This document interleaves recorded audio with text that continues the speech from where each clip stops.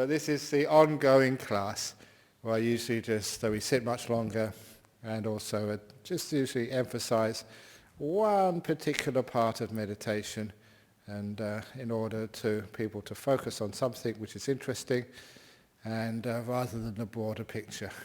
But we'll just wait for another minute or two, because I am a bit early.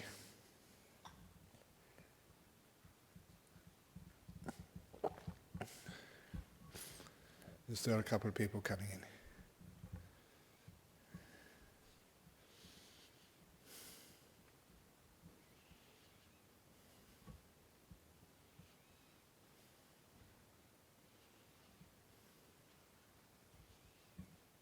Okay, I just past 3 o'clock. So, as many of you will know, that very often the biggest problem for meditators is the wandering mind, where the mind, instead of staying put on the chosen object you're aware of, it goes wandering all over the place. And sometimes 15 minutes, half an hour, maybe the whole meditation period can be just lost in just fantasizing, dreaming, planning or remembering something which you can't change because it was in the past. And our mind wanders off. And many people just keep on saying, if the mind wanders off, just be aware of that and bring it back again. Then it wanders off again, and you bring it back again, it wanders off again and bring it back again. It gets very frustrating after a while because it's always a wandering off, and it's a constant battle to keep bringing the mind back again. And I always mention to people that idea of bringing the mind back again is just a lot of controlling, and it just makes the mind more stressed. So a long time ago, I started using wisdom power rather than willpower. What wisdom power means is just asking, why does the mind wander off? Why can't it stay put on something nice and peaceful, like watching your breath or whatever? And the reason is because you're not happy where you are. If you're really enjoying where you are and you're happy doing what you're doing, you find you don't need to wander off. If you're reading a really interesting book, and you can't put it down, it's called a page turner, because you have to keep on reading it to find out what happens in the end. If it's a movie which you really like, it transfixes your attention for a couple of hours. A football match, if you're into sport, you can just watch that even though you died to go to the toilet. You just have to keep watching it because you're enjoying it. And it's always that factor of enjoyment with what you're doing is the key to stopping the mind wandering off. So whatever you're experiencing in meditation, whatever object of meditation, we have to learn how to put some happiness and joy into what we're doing. And to be able to do that, you develop the idea of is noticing the delight in what you're experiencing. And in order to notice that delight, again, I've introduced that particular area of mindfulness, being aware of the happiness in meditation from the very beginning. When you're sitting down and you relax the body, the body feels very happy and delightful when you're very relaxed. I don't know about you, but I've been very busy today and just running around and doing stuff like lectures for a conference and a marriage just before this and all this other stuff which I have to do as a monk. So it's very wonderful for me to just be able to sit here, close my eyes and do nothing. Now you may agree with that, how wonderful it is just to stop all this coming and going and just to rest. But a lot of times we take that peace for granted. Because we take it for granted, I mean you don't notice the delight in just the body which is resting. And because you don't notice it, soon the mind wanders off somewhere else. So in meditation, I start usually by relaxing my body really deeply before I start focusing on my mental world. And I notice that when I relax the body very deeply, it actually feels delightful.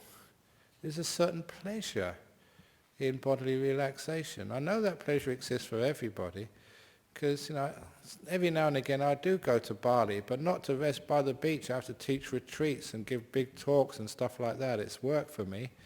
But you see people going there to Bali, going on the beach, and they lie in these reclining chairs by the beaches in these resorts. Why? They pay a lot of money for that. Because it's very delightful just to sit down there on the beach, relaxing your body with not a care in the world. That's why people pay a lot of money for it, because there's a pleasure there. And so I'm using that perception in when I meditate. When you meditate, you've got your legs crossed, or sitting on a chair, your body is nice and comfortable, you don't have to do anything, and it's very, very relaxing, and it's very beautiful and very enjoyable. So I learn how to notice the delight when my body starts to relax. And I focus, I look for it. And when I started doing this, something else which happened, which was fascinating, was that when I noticed how delightful relaxation is, my body relaxed even further. And my body relaxed so deeply, more deeply than I could do through willpower. The delight, the happiness, drew the body into deeper states of comfort and ease. And it's also because I was noticing the delight in the relaxed body, my mind never wandered. It was beautiful, just experience a body which was at ease with no aches and pains. And I parlayed that off into the relaxing of the mental world. Yeah, it's very simple to get peaceful in meditation for the first minute or two. But then you lose it as you start wandering off into the wandering mind. But if you can just notice the delight in a mind which is resting, just in the present moment, the fact that, wow, I've got nothing to worry about. All those fears and concerns about the future, all those echoes of the problems of my past, all of those have vanished for a short while. It is like getting away from it all on holiday somewhere. And if you can recall that attitude, then you can delight in the fact that being in the present moment is a place of great freedom and happiness. But you have to look for that delight. You have to deliberately seek it out. But once you have the delight of a peace in meditation, it takes the peace even deeper. It's an automatic process once you notice how delightful it is. So when one is meditating and the mind is just starting to relax the mental world, think, oh, what bliss. Oh, so nice to be free of all of these thoughts which keep bothering me all the time. At last, some peace. If you can notice that delight, you'll find not only will the peace remain there, but it will get deeper. And as it does get deeper, as the mind starts to become more and more still, it's natural for that delight to get stronger, to get more intense. And because you're delighting in what you're doing, you find that the mind doesn't want to wander. It's like watching a movie, only more peaceful, more joyful. It's delightful to watch. And so by generating the perception of delight, you'll find the meditation just takes off. You don't wander away. You don't fall asleep because you're having too good a time. I remember as a young man, I used to go to all-night concerts, all-night parties sometimes. I never felt sleepy because I was enjoying myself. But when I started meditating and tried to meditate all night, you fell fast asleep. Well, why was that? The only reason was I wasn't delighting in the meditation. But once you started to delight in the meditation, to see the beauty, the happiness, the sheer joy of peace of mind. Wow, this is beautiful, this is wonderful. And I valued it, I never took it for granted, and because I delighted in it, it stayed with me. Whatever you find delight in will remain with you. But of course, the problem with finding delight in things is we're such a negative mind, the fault-finding mind, which sees the 2 bad bricks in the wall and never looks at the 998 good bricks. Even in meditation, sometimes we just see what's wrong with our mind rather than what's right with our mind. Because we see what's wrong with the mind, that's why the mind starts wandering. So if you can not just develop delight, but develop this very kind, positive, non-fault-finding attitude of mind. Then you look at the mind, whatever state it is, you can value it. Well, this is really good. This is wonderful. It's not the perfect mind, but it's really good enough. Good enough for me to delight in and find beauty in. And you find then you can stay with anything. And because you remain with the object of your mind, it's very easy to get more and more delight comes up, and the happiness just builds and builds and builds. And that's one of the reasons why this type of meditation which I practice and which I teach is a very happy meditation. Sometimes you get so peaceful, so delightful. Some of the greatest joys in your life come from with your eyes closed, just sitting very quiet. And then the mind never wanders. In fact, sometimes the bell goes and you don't want to come out of meditation. You're having too good a time. It's if you're so still, so stable, having so much fun, even a bell goes and you don't want to come out. That is how stable the mind can be. It's all because you develop the perception of joy. It's there, but you just got to look for it. Once you see it, it grows. And as it grows, you get more peaceful. So that's just a little introduction today. So now we can actually start the meditation. Once again, for those people who came in late, those who are coming for the introduction to meditation class, the group of 4 lectures for those who are beginning to understand meditation, that is being held in the room to my right. This is the ongoing class for people who've meditated before, and we're going to do a 45-minute meditation. So those who haven't meditated that long before, you might be in trouble doing 45 minutes. Okay, so the room is in the right, so here we're going to do the 45-minute meditation now. So if you'd like to get yourself comfortable, if you want some more cushions, there's some more cushions around the back there somewhere, in the corners. Make yourself comfortable, and now we'll actually start. You will need to sit on a chair. You can always sit on a chair. Cushions are over in the corners over there.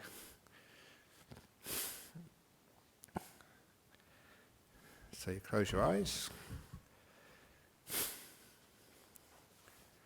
With the eyes closed, you bring your attention onto the body, just to be aware of the physical feelings, the sensations of your body.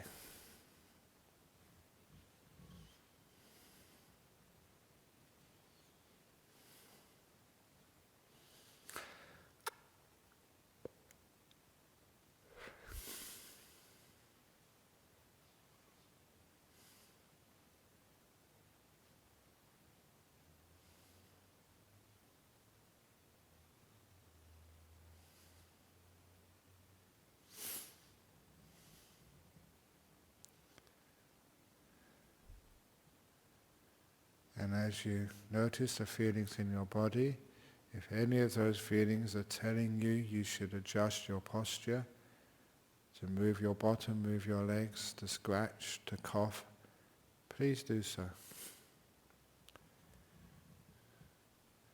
It's all right to move at any time in the meditation, but especially at the beginning, to make sure by adjusting your posture at the beginning, you don't need to adjust the posture later on.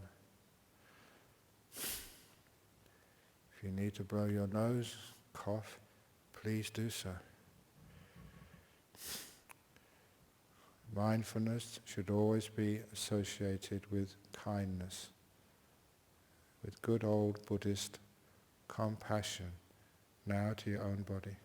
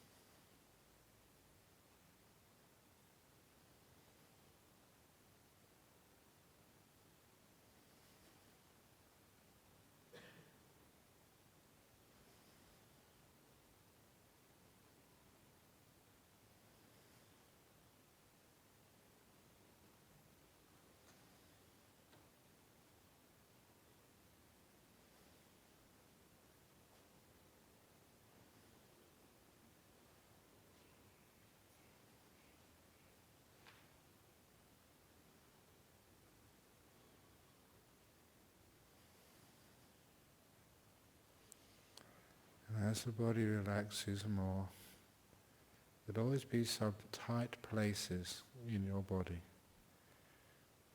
If there's a lot of pain, irritation, or tension anywhere in your body, allow your mindfulness to focus there, to know it as well as you can.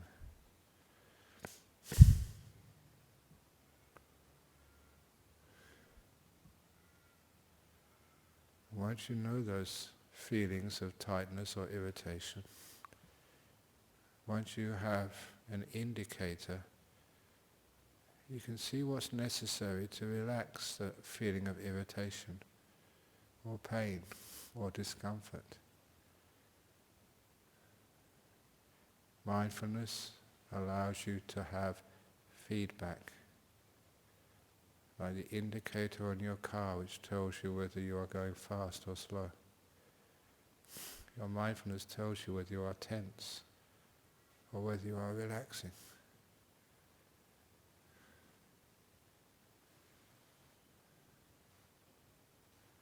And you will find that things like letting go, kindness, are the things which relaxes your body.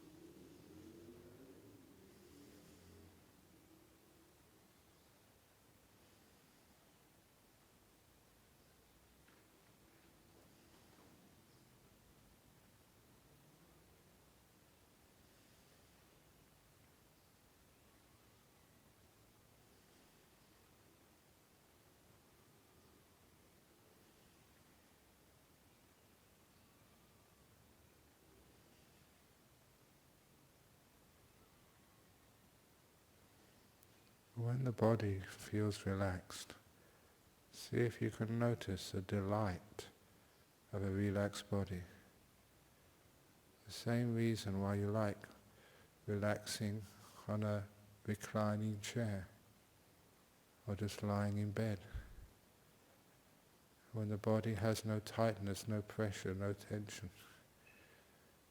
The relaxation is a very beautiful feeling.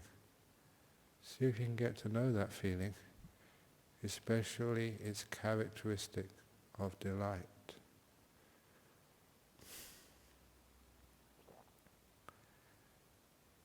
You will notice that perception of delight will stop the mind wandering and will take relaxation to a deeper level.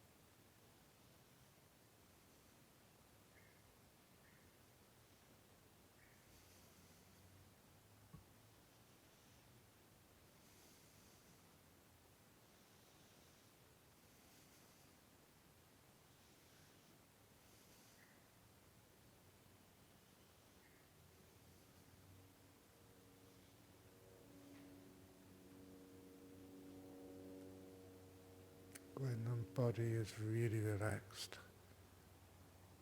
then you can focus on your mental world, letting go of all past and all future, by being kind to the past, being soft on the future. So you can just be in this moment, delighting in being away from it all, delight in the freedom from having to control the world, your world.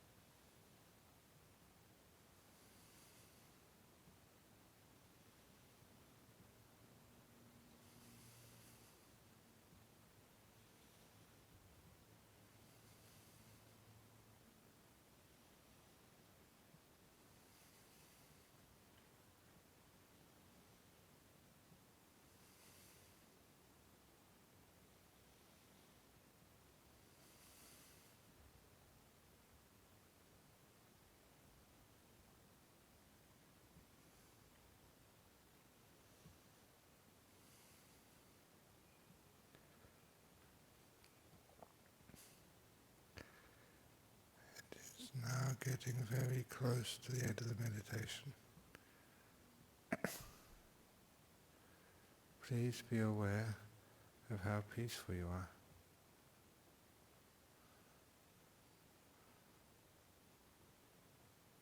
And how delightful is this state of peace.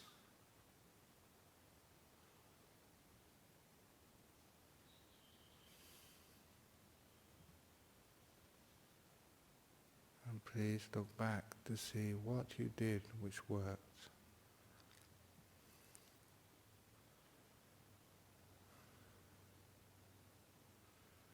The last couple of minutes of the meditation are where we review what happened and how we feel.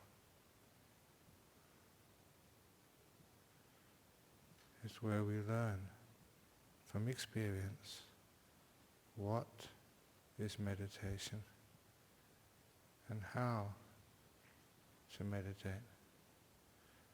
We learn by reviewing our own experience.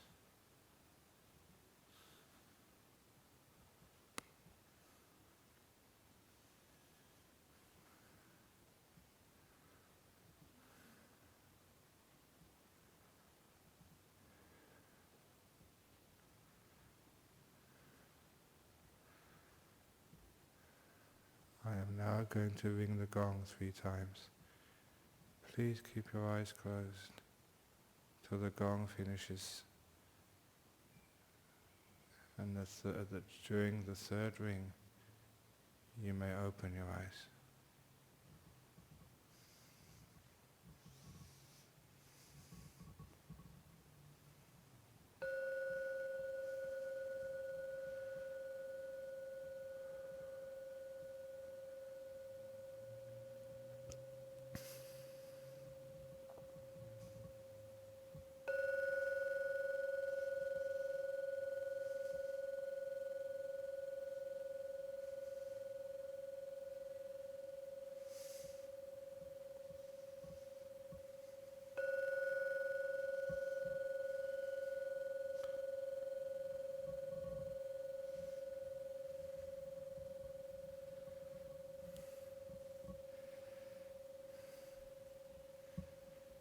Very nice.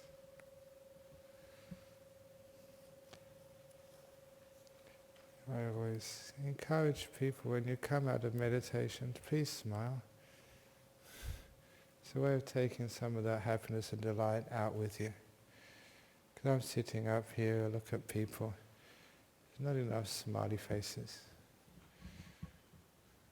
Okay, there's any questions, because this is streamed overseas. So we get some questions from overseas. So any questions from here about the meditation today?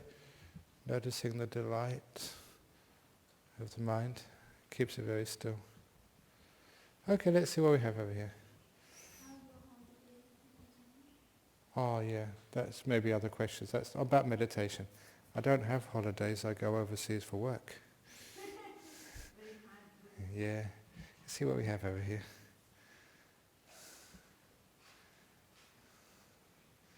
Okay, 2 questions from Sweden and the Czech Republic. So first of all, from Sweden, I am learning how to meditate from your books and talks. I have tinnitus, a high-toned sound in the head that appears stronger when the mind slows down. It is a constant tone otherwise, but when I do not think about it, I do not hear it. How not to think about it during meditation? The sound stands out during meditation. I try to embrace it, do not chase it or get rid of it, thank you. There is a little technique which works very well. It's one of the other similes of watching a TV set. If you watch a TV set, you find that when you first start watching it, you can see the edges of the screen, and you can see what's beyond the screen, to the left, to the right, above and below. You notice after a few seconds, the mind fits into the screen, and you're not aware of the screen, of the side of the screen, nor are you aware of anything beyond the edges. Everything which is to the left, to the right, above and below the screen vanishes from your field of vision. And this is similar to whatever we keep in the center of our field of vision in our mind remains. What's on the edges, after a little while, disappears. So if it is tinnitus, then don't put that in the center of your screen, as it were, in your mind. You don't focus on the sound, because if you focus on the sound, if it's a problem for you, it's right in the center, and you find other things, such as the peace. If you're watching the breathing, all of that falls off. You can't notice that anymore. All you have is the tinnitus. So you have the tinnitus there, but you're focusing on something else, something in the center, just the peace. The breath is a good thing to focus on if you have tinnitus. Feel the breath going in, going out. At the beginning you can hear the sound as well, but it's not in the center, it's on the edges. And as you focus in more and more, say, on the breath, the tinnitus, the sound, is further and further away until it literally falls off the screen. You don't know when it falls off the screen, but you're not hearing it anymore. It's the same little method which you use if you are meditating in a very noisy place. I remember once I did a 2-hour meditation opposite Hay Street Mall. It was, I think, on the steps of one of the churches, some protest for peace or something, and they wanted people just to sit meditation for a couple of hours on the hard pavement in the middle of Perth City. And it was right opposite, I think it was called a time zone, where you have these computer games, and this music was blaring out. And I thought, wow, this is really good. I can sort of test, see if this method really works. And it did work. You're just focusing on your breath. And just, first of all, you could hear the sound, hear the traffic, everything. But it wasn't centered. My breath was in the center. And then just the breath filled up the screen. And the sound vanished, it disappeared. So this is actually how we deal with any distractions, especially with tinnitus. Have the idea that what you're aware of on your mind is on a screen, just like watching a TV. And first of all, you can see what's to the left, the right, above and below. But as you focus in, all you see is what's inside the TV screen. Even the edges, the frame vanishes. And all you see is on what's in the center. So tinnitus, don't try and get rid of it. If you try and get rid of it, you're actually putting it in the center. It's important for you. Keep, say, the breathing in the center, and the tinnitus is on the edges, until it goes so far away, it vanishes. It's hard to deal with distractions. It works brilliantly. Next question from Czechoslovakia, or Czech. I have been able to relax the body, which is nice. Brilliant. I like the way you say it is nice to relax the body. You're noticing the delightful feeling. Lately, when my body is relaxed, I notice that my brows pucker, and I did not do it. When I try to relax it, it relaxes, but comes back in a short time. I can feel some pressure in the forehead. If you didn't do it, you're relaxing. Please let the body do what the body needs to do. If your brows are puckering, there's some reason your body knows that it does need to do that. Once, teaching a meditation retreat, somebody told me, they disturbed me and said, please look at that lady over there. And this lady was totally contorted. I've never seen a person meditating in such an uncomfortable posture, which I thought. She was twisted around so much, I was really concerned for her well-being. If I tried to do that, I'd be really in pain. So I waited for her to come out of her meditation, took her aside and said, did you realize how you were meditating? I said, no, I was just sitting normally, it was very peaceful, it was a really nice meditation. And I tried to imitate, just twisted around in a very, very extreme way. That was only just a third of what she was doing. She said, was I? I never realized that. And then sort of, something clicked in me. I understood what was going on. And I asked her, so did you have a car accident? Yes. She had a very, very bad accident, almost died, was in hospital for weeks. And I said, okay, I know what's going on now. Because of that injury, when the body was very relaxed, when she had really let go, the body twisted around all by itself, because somehow or other that's what the body needed, to be in that really extreme position, to get some healing energy passing through her injured body. And she told me she felt great after that. Really felt sort of much, much healthier. And I've had many experiences like that, seeing people meditating, doing some very weird things with their body. And I ask them afterwards, how do you feel? And they always say, wonderful. It is because your body, it's very wise when you get out of the way. It knows how to heal, but it does it in very extraordinary ways. Moves this way, moves that way, gets hot in one place and not another place. And it does that because it needs to. So the most important thing you're saying here, your body was relaxed, which was nice, and then your brows puckered, and you did not do it.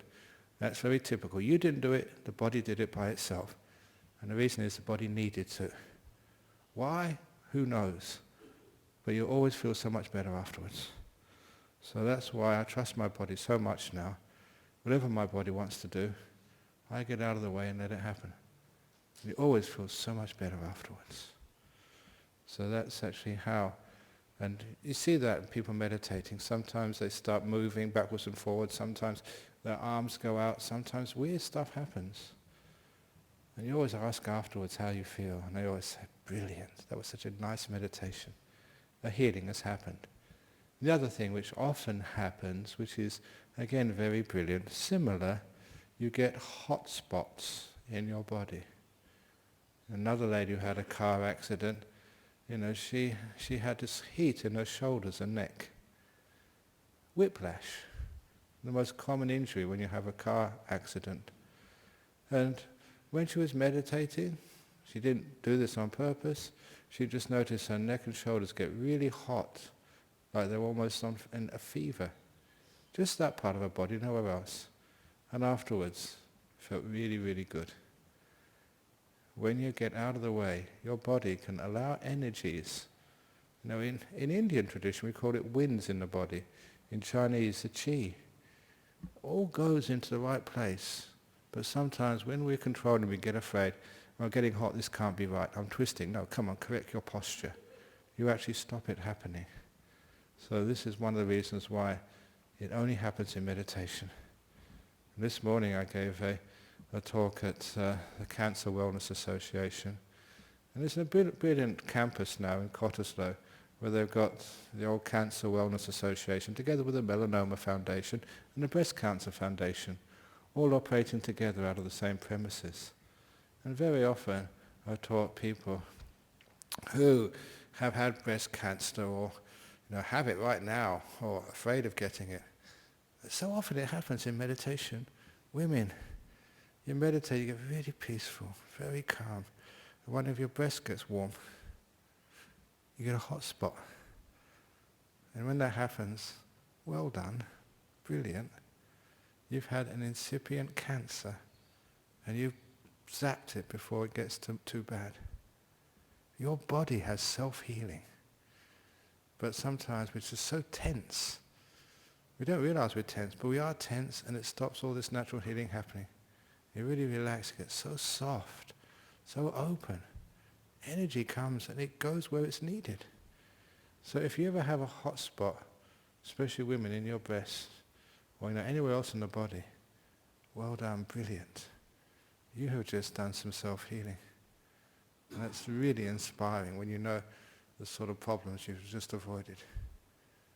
Body has sent energy there, there's something going wrong there, some sort of little imbalance, and you've sent energy there, and you've healed yourself. That's brilliant. Because I'm incredibly healthy. I just remembering the last time I needed to see the doctor was 23 years ago. Haven't had colds or flus. All the other monks in the monastery, they're always down with a flu this and a flu that. But when was the last time you saw me sick? Yeah. And he was going to be our secretary years ago. Because, when your body is very relaxed, it heals itself. Okay, any questions from the floor?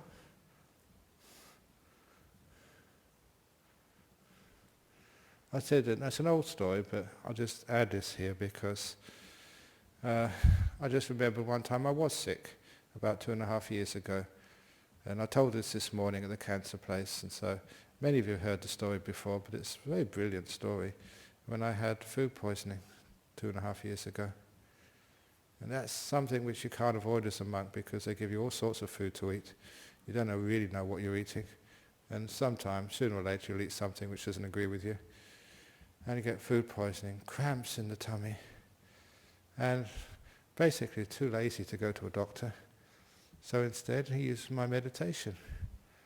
Just really rested, relaxed, and was mindful of this pain, almost unendurable pain. If you ever had food poisoning, it's really, really strong cramps, it's agony.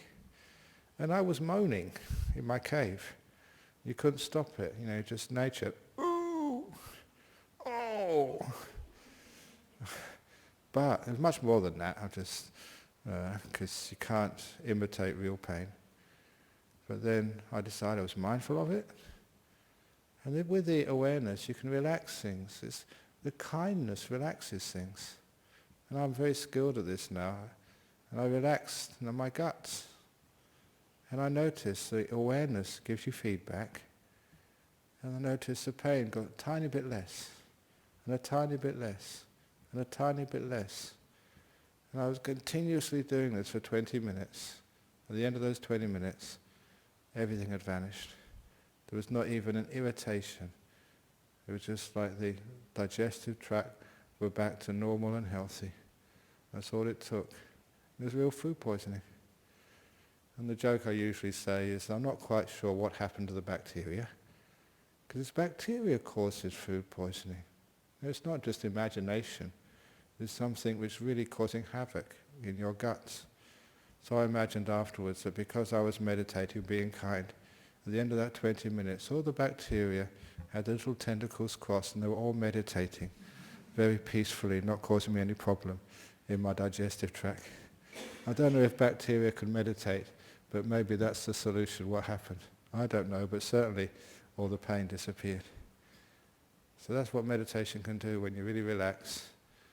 You have healing and you have incredible good health. Which is why I keep on having to go to the cancer support associations. I was only the only religious person there yesterday for their opening and today, simply because it works. Meditation, mindfulness, kindness, you get really healthy. So for the person in Czech, great. Don't try and interfere with this. Your body knows what to do. As long as you don't do it, it happens automatically. Brilliant. Some healing, something or other is happening there. Trust it. So any questions from people here? Okay, there'll be a few questions afterwards. You'll be lined up asking the questions as usual, but for now we can just pay respects to Buddha Dhamma Sangha and we can go and do what we need to do.